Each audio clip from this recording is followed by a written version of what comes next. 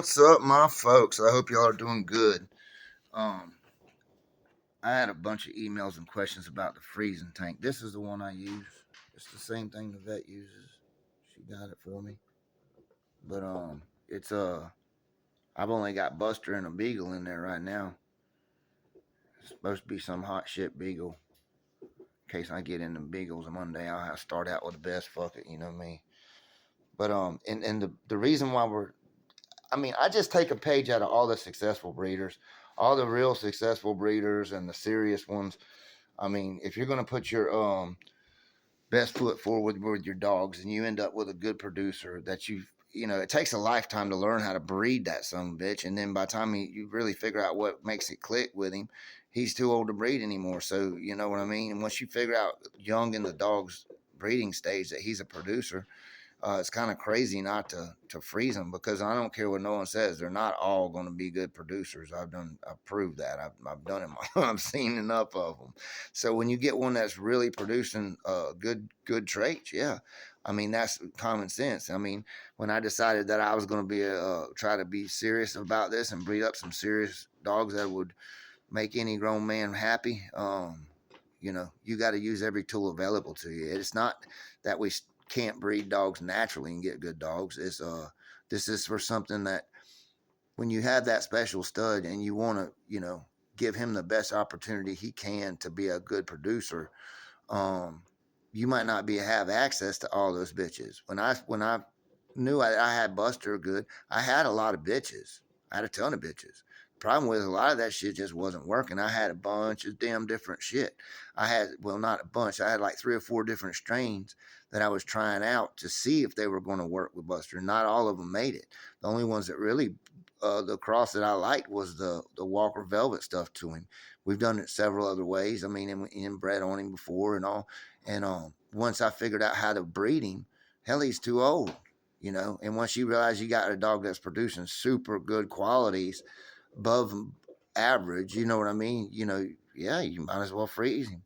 It's crazy not to. And I mean, but as far as I know, the first one to do it was Garner. It seems like I read somewhere that Garner was the first one to do it, and I think it was something like with Spike or something. Don't chop my head off if I'm wrong, but it seems like I read that somewhere.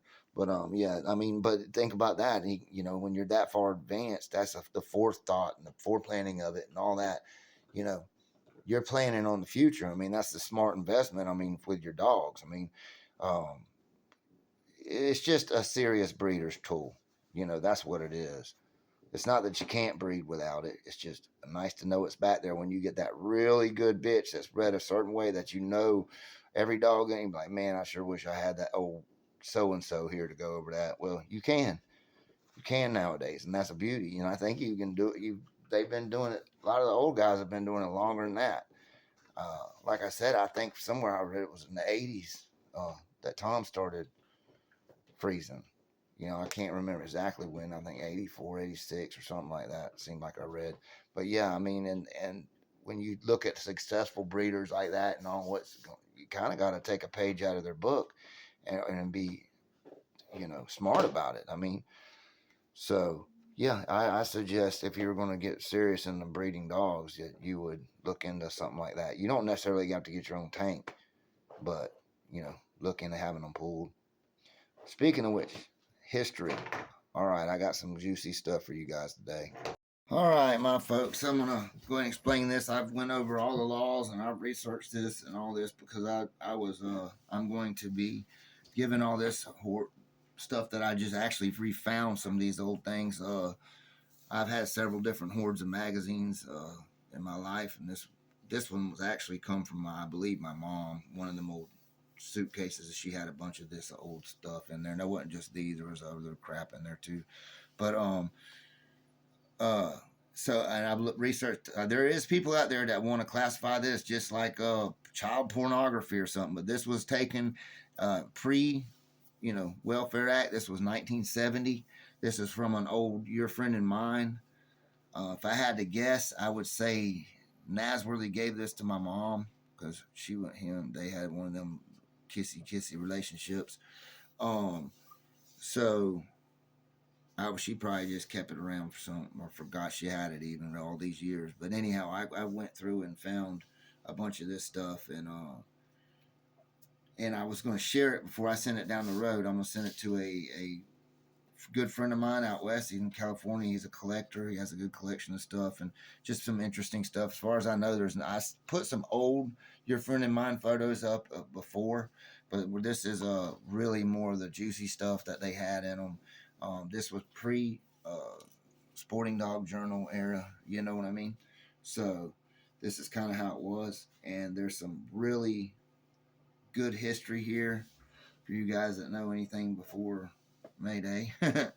um, so I'm gonna go ahead and share a little bit with you before I pack them up and mail them out in a couple videos. I can do that here, and I don't have to get any help downloading these. We'll do it right through the cell phone. Okay. I don't know if I may have read these. I don't know if I did. I didn't know I had this side. But anyhow, this was Don Mayfield versus Leo Kennard. This is bitches at 31 pounds. This is Cajun Rules. Boudreaux was the referee. Tell me that ain't some classic history. All right. This was a much talked about match as Leo was to use a black bitch out of Jim Taylor's. She's having won 4 previous fights, but Don Mayfield thought that he had come up with something that could stop her in the little black and white and tan bitch he had. This little bitch of Don's called Tish. Turns out she has some relationship to some of that good winning stock he has. The bitch starts right in there at the very beginning, mouth fighting. Don bitch gets a hold across the bridge of the nose and makes Blackie do some fussing. After 15 minutes of fast mouth fighting, the referee says it's a toss-up at this point of the battle.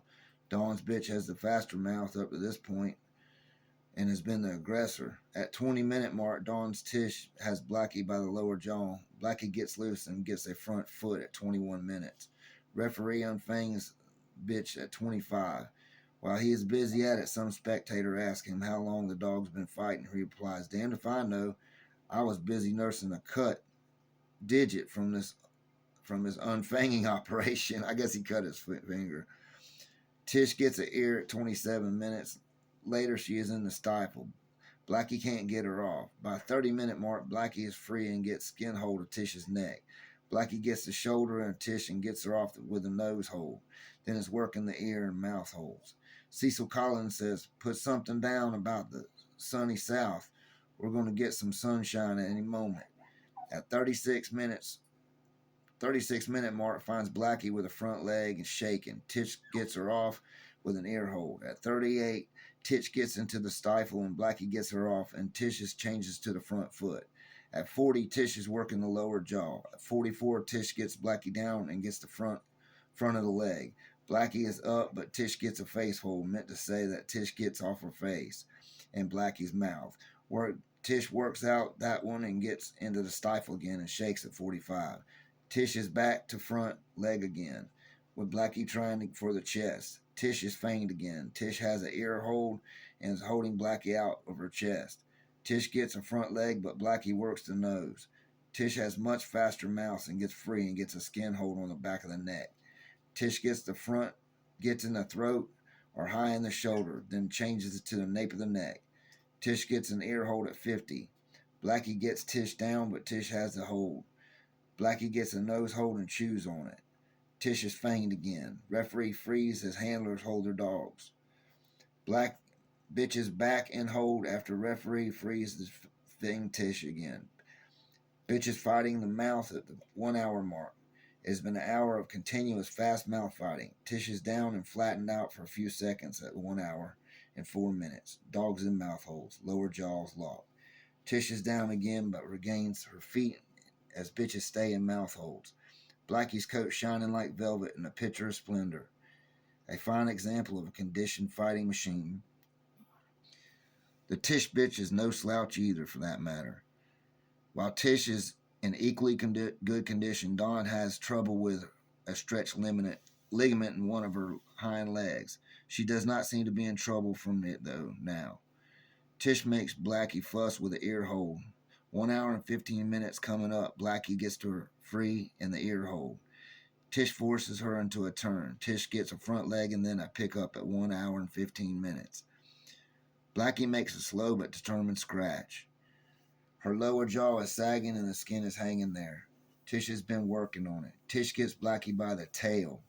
Leo gives up the fight at 1 hour and 16, and the crowd roars in applause for Leo showing such good sportsmanship and trying to save a very good game bitch. As we type this, we've been in telephone contact with Leo, and he reports that Blackie is recovering satisfactory. There you go. That shows, they just because they were get it down, they were still respectful of the dogs. He didn't just leave her down to get finished out on a gamble. You know what I mean? You respect a good game dog. That's one of the stories I'm gonna leave down. And we'll do another one. Hold on a second. Let me get something to drink.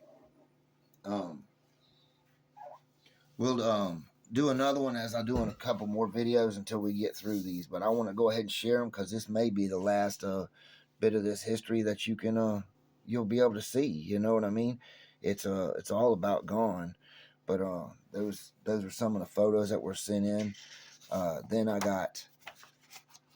there's another good one.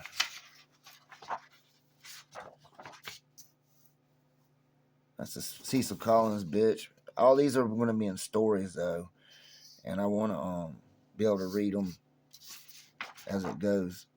There's the little bitch Tish, and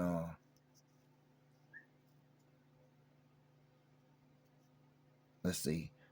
Sire Bullet produces bitch Don film this from litter dairy cops and father-in-law near Stark, Florida. Yeah, that's all. That's the pictures of the one we just read. All right.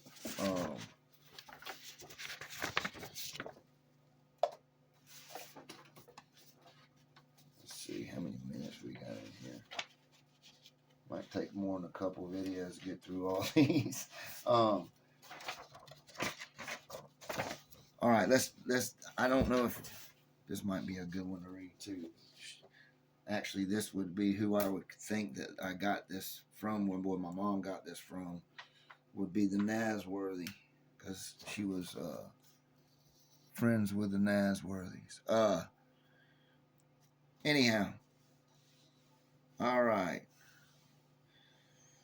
Match was held between Divine using a spike dog and one of the Nasworthy boys. Details are scanty as no one seems sent a written in report, just a little scuttlebutt here and there. Fraser, Jacksonville area was the referee. At about 5 or 6 minutes mark, the brindle dog of the Nasworthy boys made a turn and made a good scratch working from the bottom. About 15-minute mark, another pickup and the dogs were taking the corner. The referee explained when the handlers that he was going to count to 5. When he made the 5 count, they were to release their dogs. Some spectator apparently got excited and called out to Divine, who was handling the spike dog, "He's counting you out." In the Divine boy's ear, Divine released his dog before the 5 count and was completed, and the referee called it a foul and awarded the decision to the other dog, Nasworthy. Nasworthy was handling a brindle dog said to be part of the Colby Leitner family. These two men have met before in the pit, and on previous occasion, Nasworthy had been counted out on a foul for patting his dog as he released him from the scratch. Now the two are even. This does not make good for human relations, however, and no one yet knows for sure who had the best dog. Several fancies were present, some from the Jacksonville and some from the Miami area. All were very disappointed as they come hoping to see a dog fight.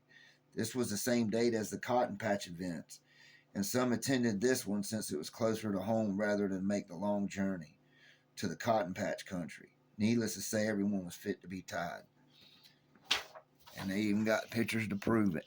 That was back then. Florida crackers. Lemon and white. Spike shown here. But anyway, folks, I thought y'all might enjoy a little bit of that history before it's gone, because this will all be gone soon. But you might be able to, see it with your own eyes at least. They can't take it from your memory. It's a shame that, just little things like this, I mean, people consider worse than, like I said, child porn. That's just crazy, man. But it is what it is. That's what these dogs were forged in. That's what they're about. So, anyway, folks, Y'all take care. Y'all stay safe, and y'all keep on bulldogging.